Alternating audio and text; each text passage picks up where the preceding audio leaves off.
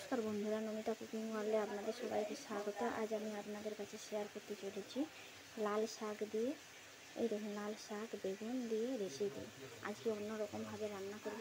আমি ওতে দেওয়ার জন্য নিয়েছি বাদাম, পেঁয়াজ কুচি, রসুন কুচি, কাঁচা লঙ্কা, টমেটো। আমি এখন শাকটাকে বেছে নেব।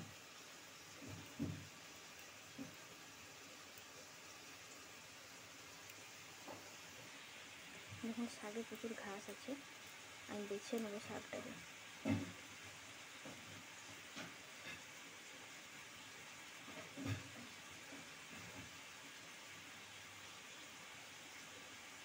এই দেখুন আমার শাকটা বাছা হয়ে গিয়েছে, কত নোংরা বেরিয়েছে, ঘাস বেরিয়েছে। আমি এরপরে শাকটাকে কেটে নেব, শাক আর বেগুনটাকে এরপরে আমি কেটে নেব। দেখুন আমার শাক আর বেগুনটা ভালো করে কাটা হয়ে গেছে, এই দেখুন কাটা হয়ে গেছে। এরপরে আমি ভালো করে ধুয়ে নেব।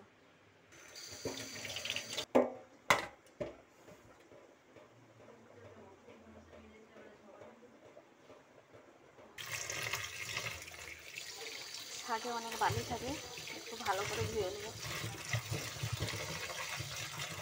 বেশি করে জল দিয়ে ভালোভাবে আমি শাকটাকে ধুয়ে নেব।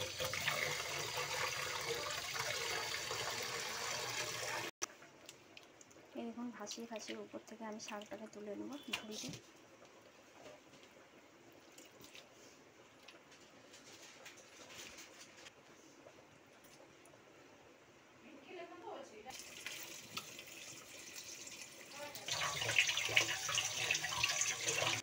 ভালোভাবে ধোয়া হয়ে গেছে, আমি এরপরে জল ঝাড়তে দিয়ে দেবো। তাহলে অল্প একটু হলুদ আর একটু লবণ মাখি।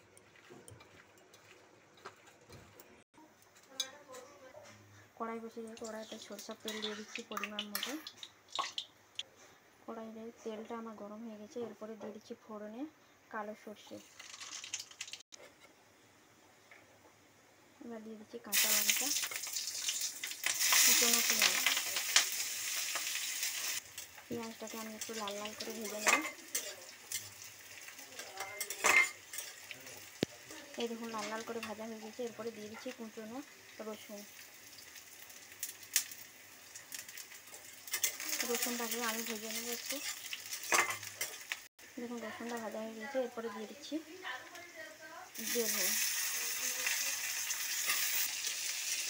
বেগুনটাকে আমি হালকা করে একটু ভেজে নেব। ততক্ষণে এদিকে আমি বাদামটা আর টমেটোটা বেটে নেব। দেখুন এইদিকে আমার বাদামটা আর টমেটোটা পেস্ট হয়ে গেছে, দেখুন।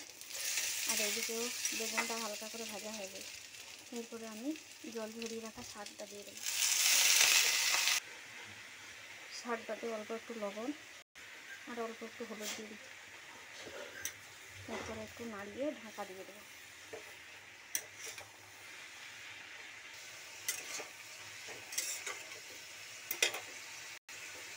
ঢাকা দিয়ে দিচ্ছি।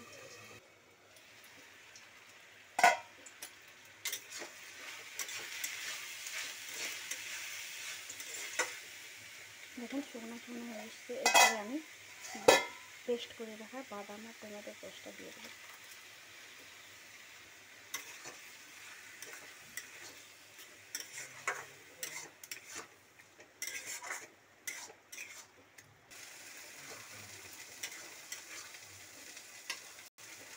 যা আমি হালকা একটু চিনি দিয়ে দিচ্ছি। আপনারা চাইলে চিনি নাও দিতে পারেন, আমি একটু স্বাদ লাগার জন্য হালকা একটু চিনি দিচ্ছি। আমি ঢাকা দিয়ে দিচ্ছি অল্প একটু।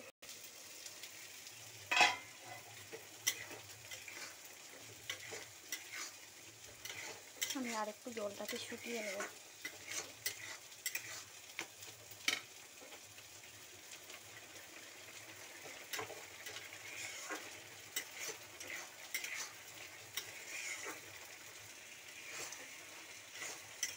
দেখুন শুকনো শুকনো হয়ে গিয়েছে, এরপরে আমি নামিয়ে নেব।